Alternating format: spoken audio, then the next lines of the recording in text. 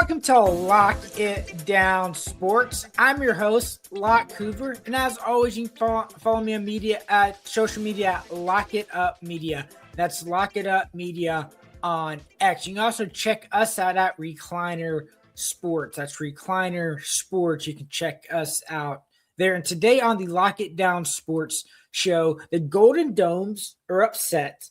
The Atlanta Braves hot stove is finally getting stirred up.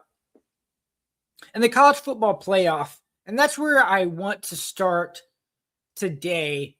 And that's the playoff. I like it. Ish.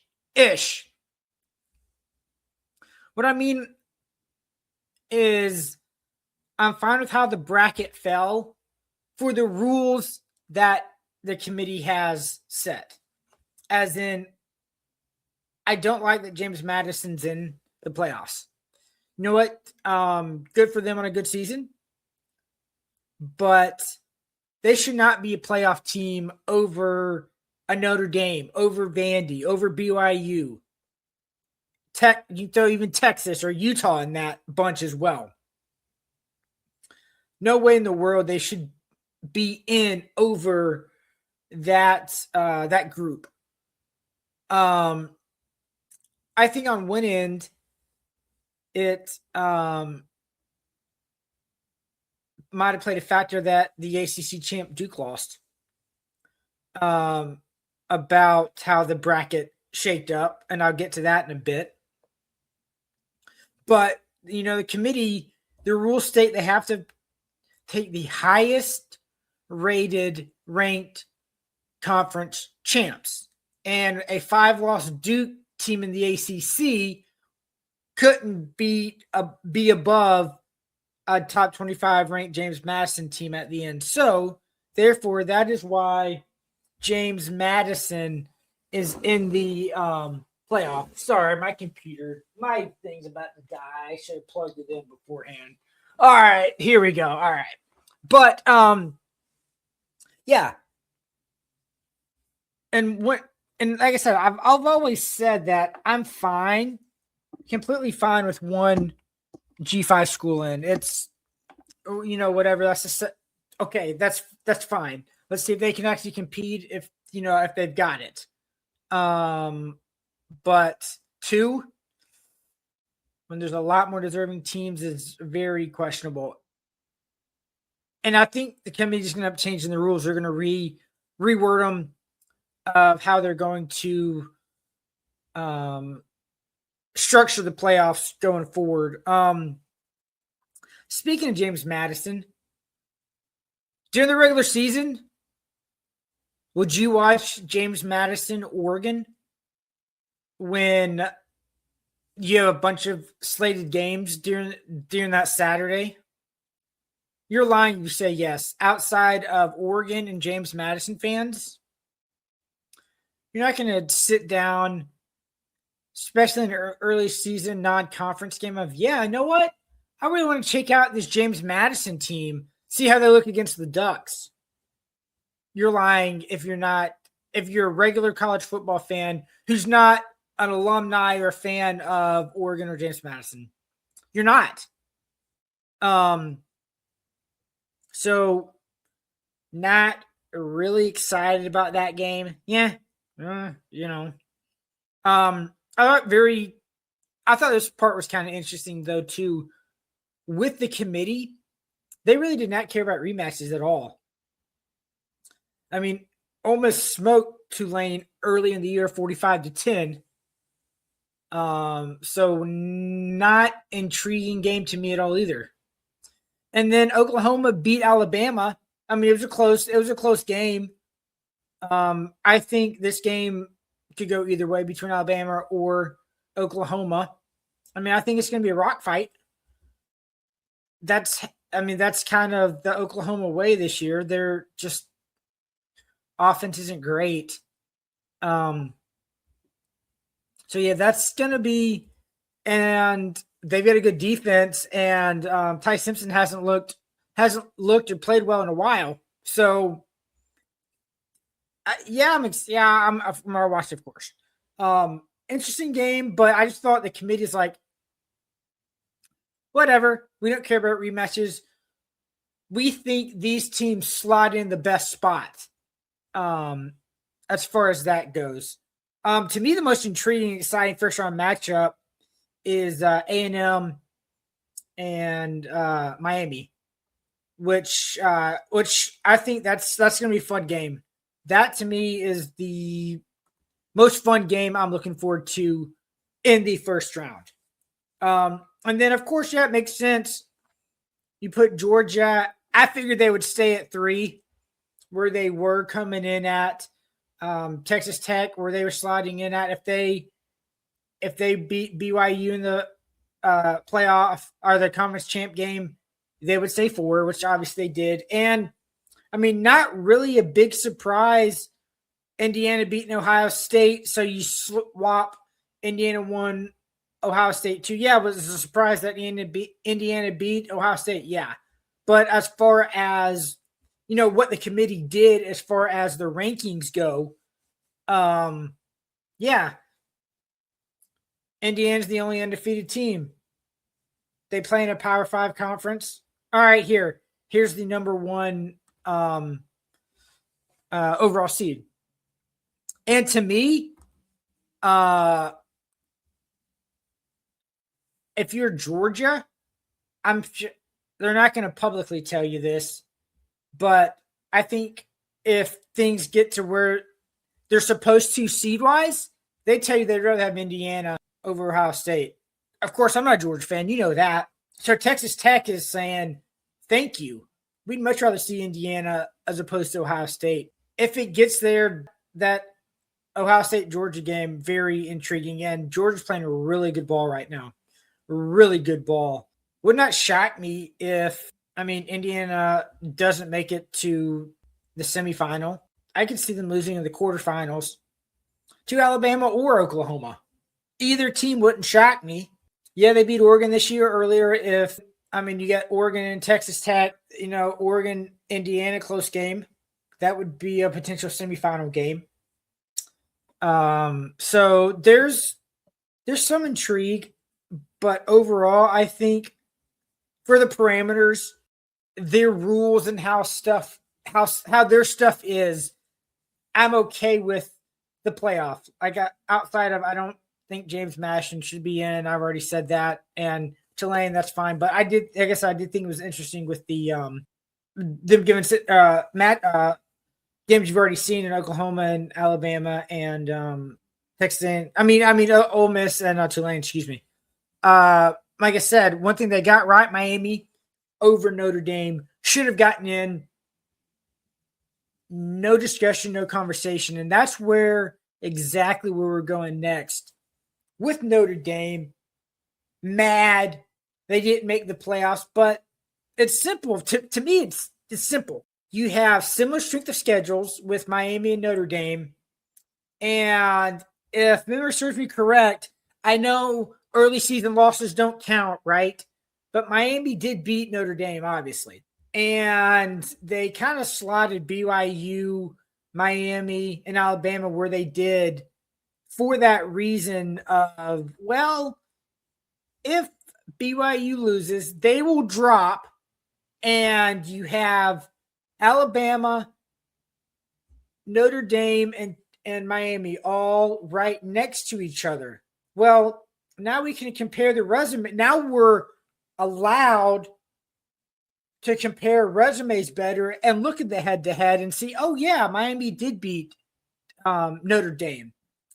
So that's a moot point to me. There's no discussion. You want to fight Alabama versus Notre Dame? How? I don't think that's even a contest. But once again, Alabama had a more quality wins, a higher strength of schedule. I don't know if this factored into it. It's been discussed. Alabama doesn't make it in over Notre Dame. You can kiss that SEC championship game goodbye. We had to play an additional game. Notre Dame didn't. And that's part of what they were saying. When comparing the three of them, Alabama, Miami, and Notre Dame, they were looking at the 12-game schedule.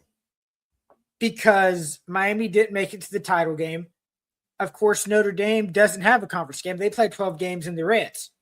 So they're looking their overall body of work for 12 games, which is fair because Notre Dame's not playing an additional game. They're not obviously in a conference. Miami, because of weird tiebreakers, isn't in the ACC championship game. So you've got a 9-game schedule to look at. Why are you going to penalize Alabama for playing the extra game when they may or may not have been or should have been in the SEC championship game based on rules and tiebreakers and this, that, the other? I mean, I don't know if they were the second best team in the conference. I mean, the conference is so big, it's hard to determine that. I mean, look, perfect example, this college football playoff. Alabama was the runner-up in the SEC, but yet you have 1, 2, 3 SEC teams that are playing the first round ranked higher than Alabama, and then, of course, Georgia being the other team. You have Oklahoma at the 8th seed, Ole Miss the 6th seed, A&M the 7th seed, Alabama the 9th seed, and then you get Georgia the 3 seed. So if they would have taken Alabama out after losing bad to Georgia, you're done. See a SEC championship game. The aftermath of all this, it's like additionally with Notre Dame, I'm going to say his name wrong, so I'm just going to say the Notre Dame AD is upset.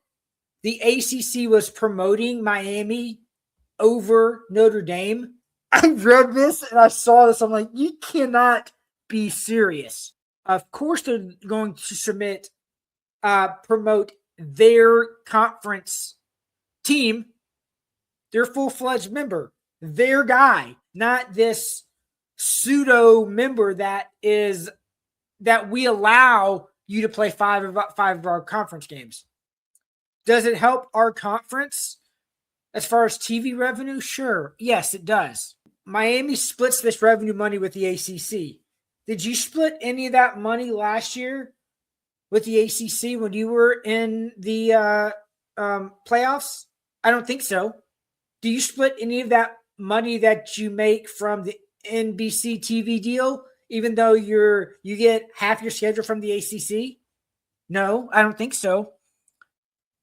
So why would they support you? Why would they promote you when you're kind of a member? And they allow football, you're kind of a football member. They benefit off playing you. And that's the issue. They think they get more benefit than you do with that. And there might be a little bit of truth to that, as they think they're so big, bad, and important and profitable that they said no to a bowl game. They didn't want ESPN to profit off who they are and their name and their image. It's kind of funny because out of the top 25 games, Notre Dame was on that list one time. And guess what game that was? Miami. On a Labor Day weekend. Did they play that Sunday or was it that Monday game? I can't remember if they played that Sunday or that Monday. So it was basically them as like an isolated game, not going up against the full slate of during the regular season. It was, you had two, they were probably the only game on Sunday, weren't they? And then maybe one or two on Monday. Guess who the rest of those top 25 games were? So how much is ESPN potentially profiting off of Notre Dame playing maybe a BYU when, first off, bowl games aren't as viewed as much now? They're not important, and it's just kind of like, it's a bowl game. At this point, yes, I want Tennessee to win. Do I care about a bowl game if they lose? I'm just like, okay, whatever. Because who's playing? Who's sitting out? More about, sure, the 15 practices and your young guys getting some reps because half your starters are sitting out the bowl game anyway. So that's the big thing in the bowl game. It's a terrible look, too, to me, as a team, you sit out the bowl game saying, no, we're Notre Dame. We're not playing a bowl game. I mean, yes, we're in the era of players sitting out. That's fine. What at this point, okay, so what? Okay. But your whole team, because we don't want this company who quote unquote screwed us to profit off us because we're special. We're Notre Dame. Numbers might tell otherwise. If you want to go prove the committee wrong, go out there and stomp your opponent, whether it's BYU, whoever it is. Do what Georgia did. Where Georgia thought they deserved to be in the 14 playoffs when they went out there and dominated, absolutely killed Florida State, where they hung like half 100 on them. Also, too, I didn't realize. I think this was signed last year, or maybe when it started. The grant of rights starting in 2026. If Notre Dame is ranked in the top 12, they're guaranteed an automatic bid. It doesn't matter, regardless of how other teams stack up or who they played, who they lost to. If they're fringe, we'll put top 12, which means they would boot out a school. Like in this case, that would be how the committee rules are. Miami would be gone unless they change the rules. Then it's okay. Would James Madison be out? Would Tulane be out? And you still keep one of your G5 schools. But as of now, I mean, yeah, there's obviously, of course, some solutions. We'll just rank them 13th. We'll solve this problem of, okay, well, you didn't beat Syracuse by enough of a margin, and it wasn't as good as a win as Tennessee over Auburn. So we're going to bump up Tennessee's spot. We're going to bump you down a spot to 13. And just sit there and let them hover at 16, or, at 13, and say, suck it, Notre Dame. And they've got the same rule in place if it expands to 14 or 16 in the future, based on how they've acted, how the 80s conducted themselves. It's being reported that these schools in these conferences might just block out Notre Dame. What I mean by that is just not scheduling them. It's like, sorry, we got a full schedule. And I can see that happening a lot more with all four conferences playing 9 conference games. And then you got your three more. And with them not looking about the win-loss record as much, who you played and more than win-loss record, I schedule Georgia Southern, Tulane. There's my 3 non-conference games. Heck, that's what Indiana's done. Now, that's not all the case. Some conferences, I know the SEC, they play their 10 conference game. Their 9 conference games, and then they still have to play one Power 5 school. But that doesn't mean they're scheduling Notre Dame. That might be, I'm going to schedule Syracuse. I'm going to schedule Boston College, Virginia. All right, yeah, that's my Power 5 school. It's there. There's my school. They're not great, but it fills a requirement, and we get to play we play a big boy school, and that's it. And this could potentially force Notre Dame to join a conference, which would be good. They actually have to, they played 2 games this year. Well, I guess maybe 3, playing A&M, Miami, and Southern Cal. Right? And you lost 2 of the 3 games that mattered. Your good games. No one feels bad for them. No one feels sorry for them. All these other conferences, the media, the committees saying, look, Notre Dame, you're not special anymore. You're just Notre Dame. You're a solid school, football school. And,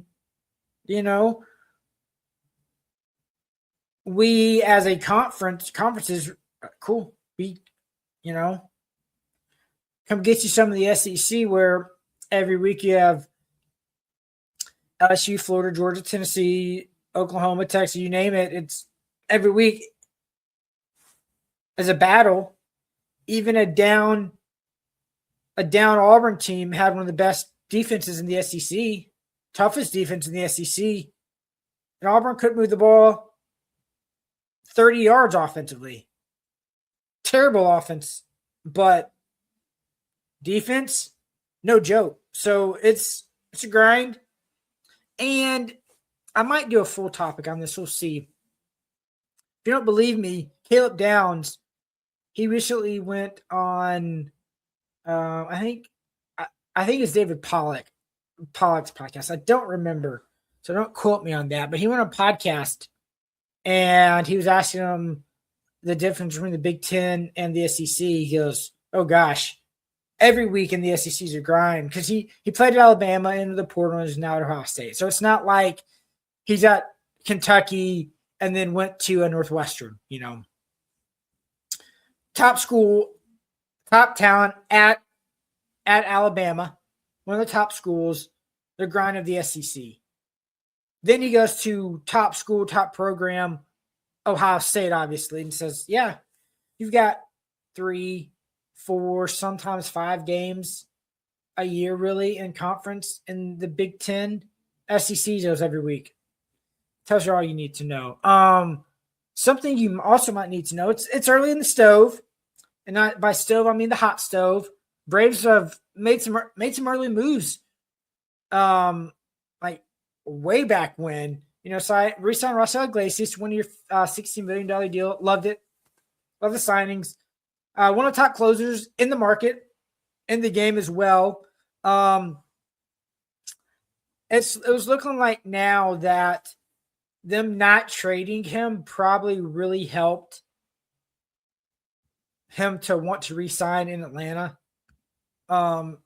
Shows that your guy, your veteran, some respect of, we value what you bring. You're comfortable here.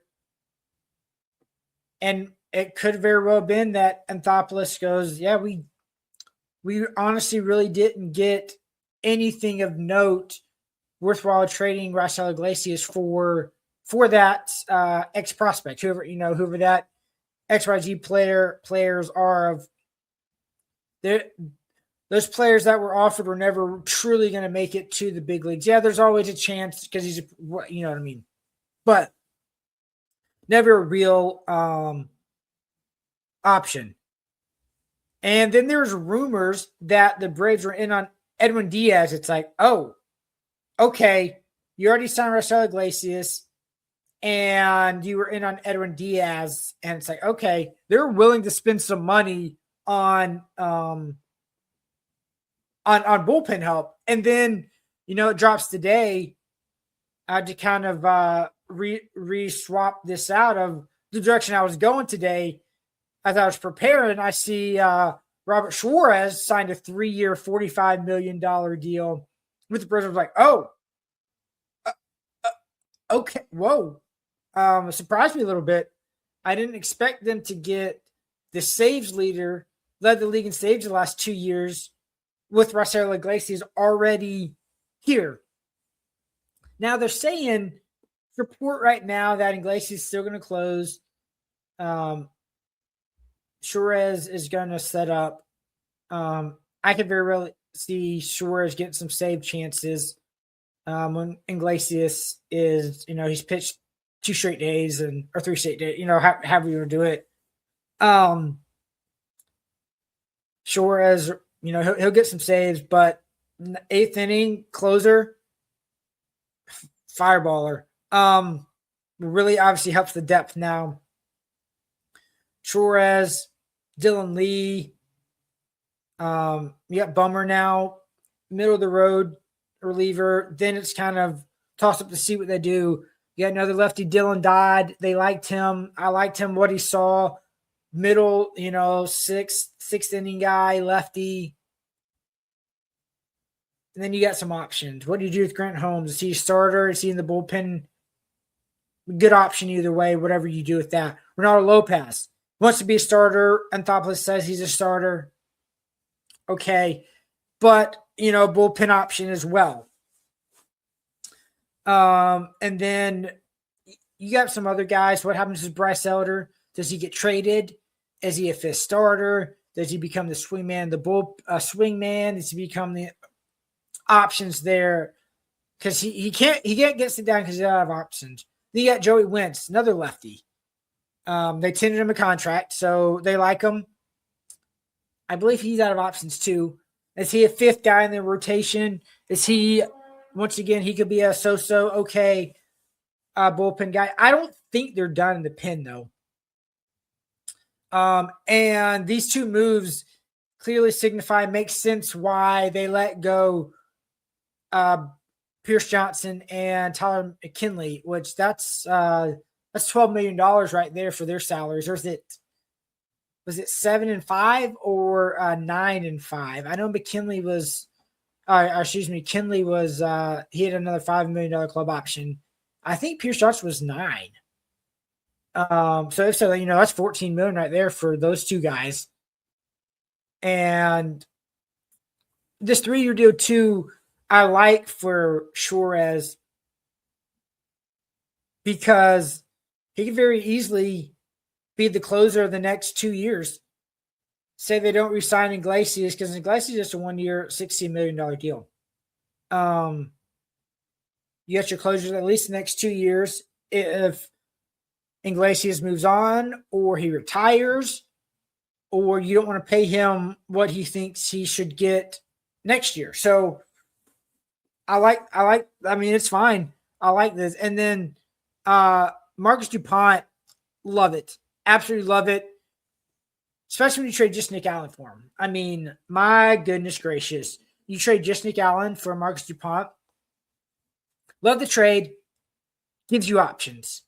Good start at short, which that's what he's slated to do right now. But it just depends on how the roster takes shape. Do you go re-sign Hassan Kim? Maybe. There's rumors swirling around that Corey Seager might be available and you swing a trade with the Rangers. Then DuPont is a utility guy. Can play all over the diamond, first, second, third, short. Play the outfield, play the corners. Good depth piece for sure. And a piece on the bench, which the Braves are actually building a bench, which is nice. They're going to have him now. They're going to have Eli White, which fourth, fifth outfielder. I love that with him. He's an upgrade offensively over Nick Allen. Probably a tick or two step down defensively, but he's a Gold Glover.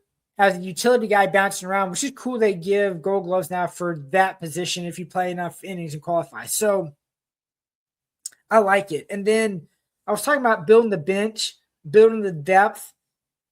They did that yesterday as well, signing Mike Yastrzemski to a 2-year, $23 million deal with a club option. Depth allows you to be more athletic in the outfield. And DH spot gives you a little bit more flexibility. Fourth outfielder to me has some pop. 17 home runs, good against lefties. This will allow Acuna, Profar, and Yastrzemski to play the 3 positions of left, right, and DH. You can rotate the 3. Keep Acuna potentially more healthy off his feet some. Being a DH in a day. Same thing with Profar. DH in a day or two. Yastrzemski in left, Yastrzemski in right, Yastrzemski DH-ing. Not ideal, but he could play center as well. So yeah, plays at center. Not great, but he could do it. I kind of think Adam Duvall like in center field when Duvall played some center, like, oh, it's actually not bad out there. That sort of thing. And then look, if anyone gets hurt, you feel pretty good putting them out there because how dreadful was the outfield last year with Alex Verdugo, Jared Kelenic, Brian De La Cruz. I mean, Eli White, he played well. I'm happy the Braves tendered him a contract. Now he's your fifth outfielder. Probably could play some second as well in Eli White if something were to happen to Ozzy. Speaking of Ozuna, that means his tenure's probably done here in Atlanta, bringing in Yastrzemski. With this Yastrzemski move, makes me wonder what they're going to do with Sean Murphy. I know they love him defensively, behind the plate. What he does has some pop offensively as a catcher, very streaky. Do you go with the lefty-righty at the DH spot with Yastrzemski, Murphy, and Baldwin? You know, that's another, of course, option as well.